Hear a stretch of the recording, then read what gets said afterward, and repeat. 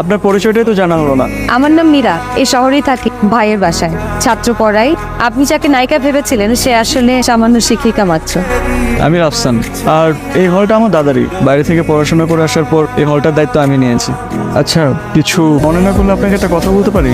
আপনার নাম্বারটা কি আমি পেতে পারি? অথবা আপনার ফেসবুক আছে? ফেসবুক নেই, কিন্তু অফুরন্ত সময় আছে।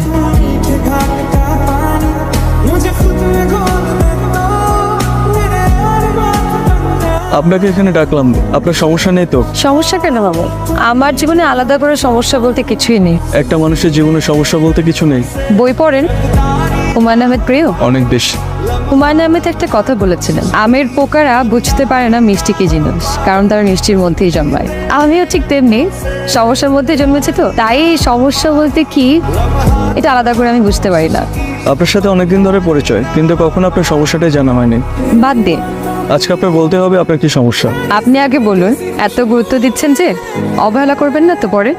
আপনার এমনটা কেন মনে হলো? আমার ইনটিউশন খুব ভালো। আমি ভালোবাসা দেরিতে বুঝলেও অবহেলাটা খুব দ্রুতই টের পাই। সত্যি শুনলেন? আপনি বলুন, আমি শুনলো। মা বাবা নেই আমার, ভাইয়ের বাসায় থাকি। সাবধানে যাও। হ্যাঁ, আমার কথা তো শুনবি না? না রে, এই বাড়ির থেকে বের করতে চাইতেছি। এক সপ্তাহের মধ্যে তুই বিয়ের জন্য রাজি হবি। জাতি আমি মরে গেলে ওই লোককে বিয়ে করবো না ভাবি।